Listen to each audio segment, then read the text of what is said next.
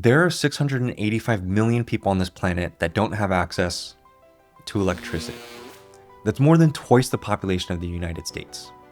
In a world with self-driving cars and space tourism, why is it that 1 in 12 people globally still don't have access to something as fundamental as electricity? And what will it take for us to achieve universal energy access? This is the energy crisis that you haven't heard about. And in today's video, I'm going to break down energy poverty and highlight 3 innovative solutions that the impact economy is taking to support people, planet, and profit. Hello friends, if you're new to this channel, my name is Kevin Yang and I spent years working across Wall Street and Silicon Valley in investment banking, private equity, venture capital, and impact investing. This channel is all about how business and finance can be a force for good in this world. So let's dive in.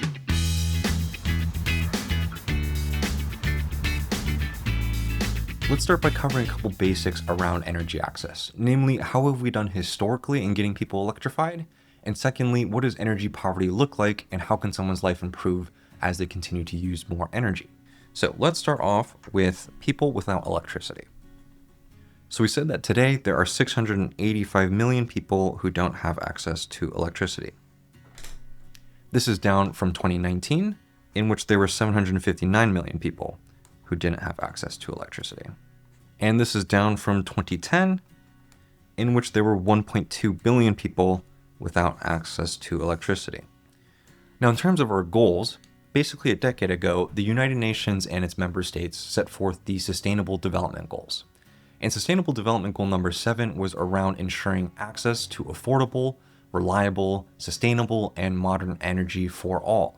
Or in other words, by 2030, they had hoped to achieve universal energy access. And how are we doing compared to that goal? So by current estimates, in 2030, we expect to be about 660 million people short.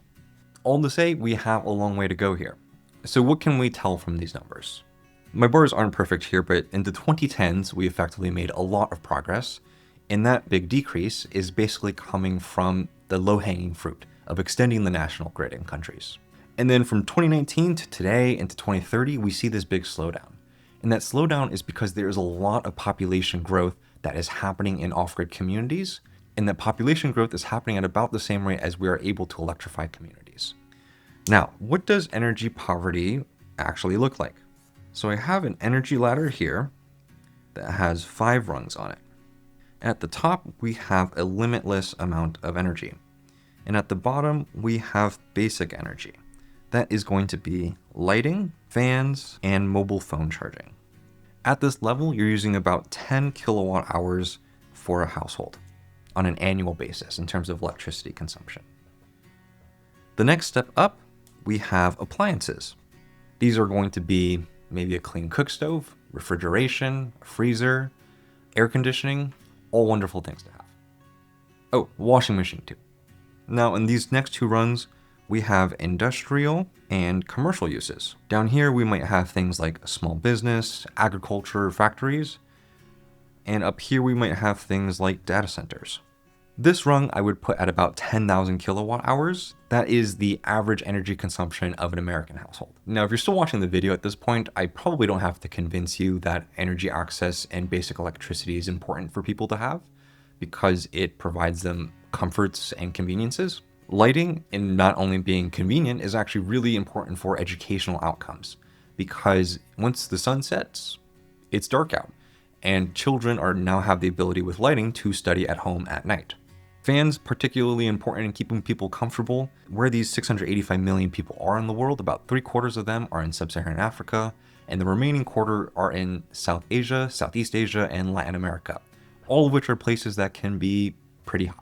Mobile phone charging, also really important and increasingly important. You can literally think of this as your Nokia flip phone that might have only 2G connectivity, 3G connectivity at best. That's increasingly important because people are receiving and communicating messages through their weather advisory services and sometimes even serving as a mobile wallet. Appliances. This allows you to free your time to other tasks. Instead of washing clothes, toss them in the washing machine. For those living in energy poverty, it's not a one-to-one overlap on the Venn diagram, but there certainly is a lot of overlap of those living in extreme poverty.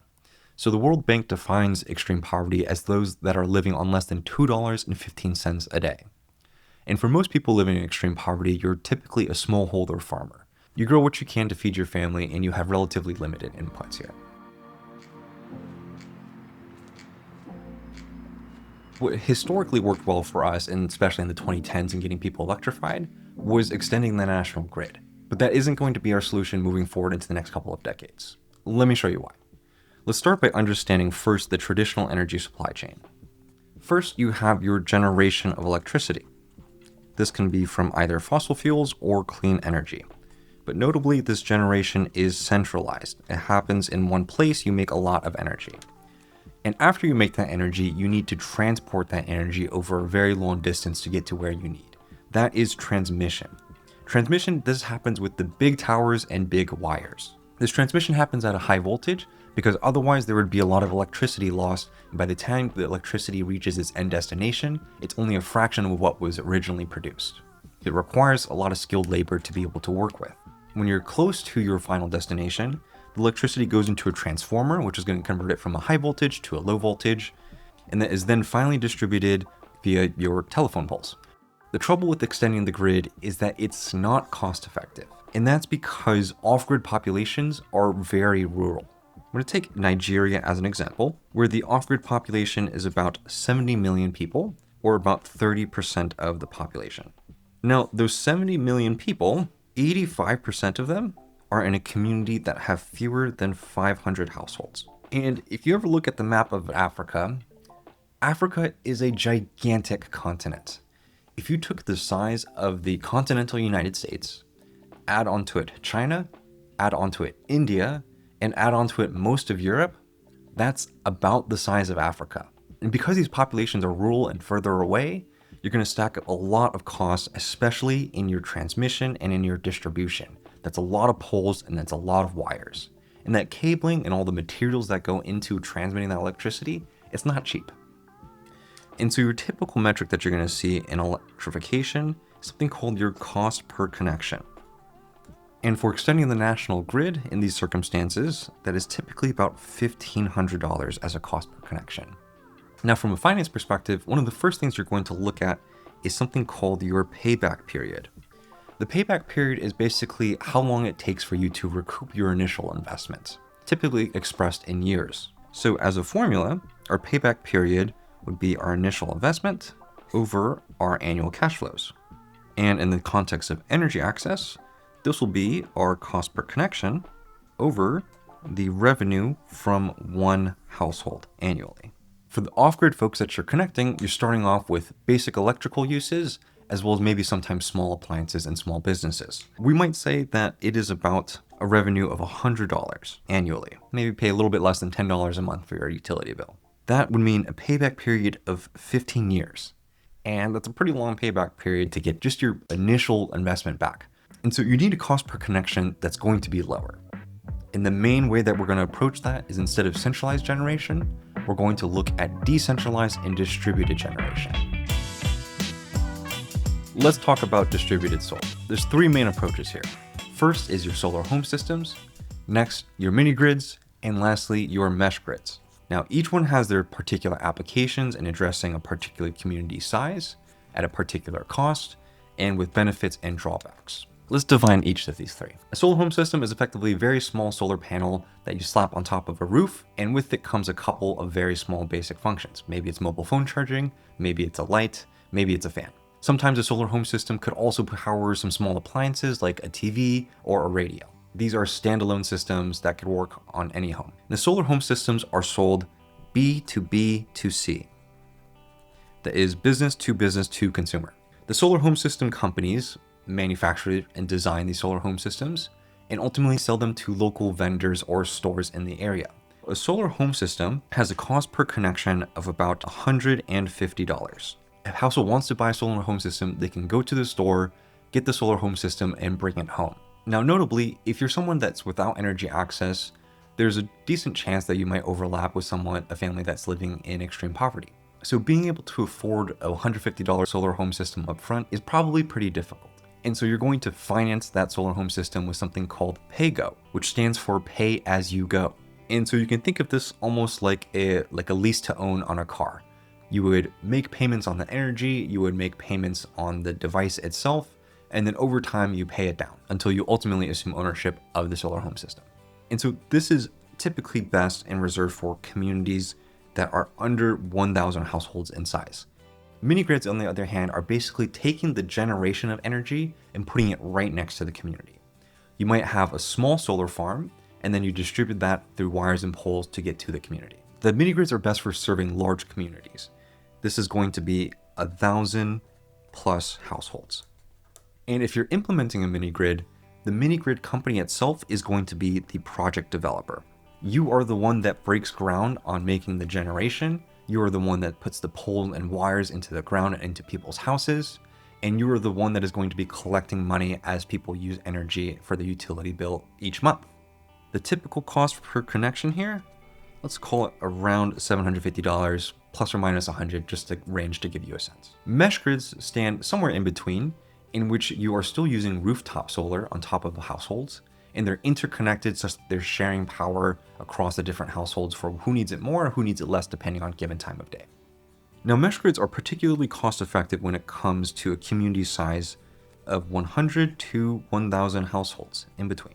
Cost per connection here is going to be about $450, again, give or take $100 on each side. And the function of a mesh grid provider is going to be B2B. You are designing and manufacturing these mesh grid technologies for a project developer to deploy and ultimately energize the community. Now, what are the benefits and drawbacks of each one here?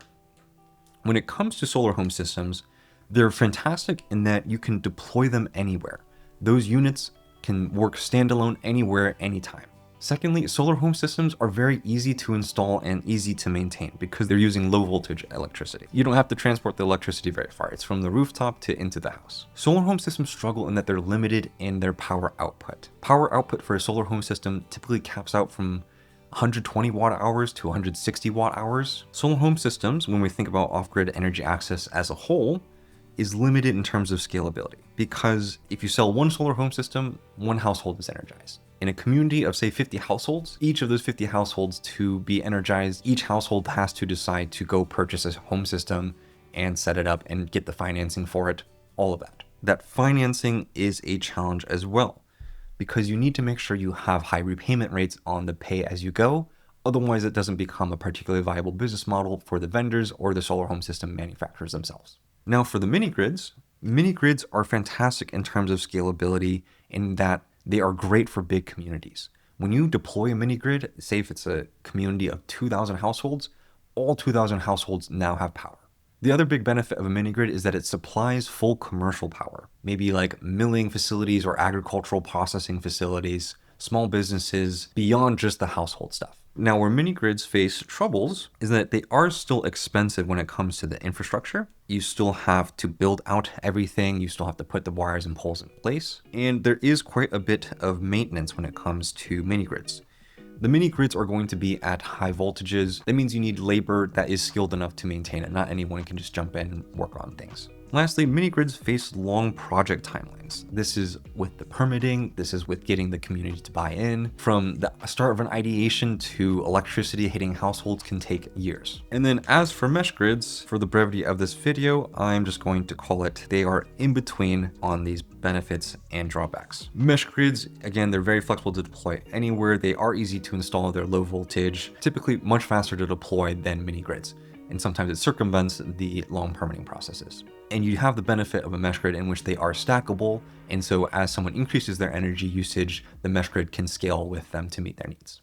Now, of these three different approaches, which one is best? And the answer is they all serve different use cases, and we're going to need all these different avenues to work well in order for us to achieve universal energy access. These social enterprises are doing incredible work. There are so many complexities when it comes to off-grid electrification. If it were easy, it would probably be done by now. If there's another social topic, sustainability topic, or finance topic that you're interested in, let me know. I'd love to cover it in a future video. Lastly, if you learned something today, please consider subscribing, and I look forward to seeing you in the next one.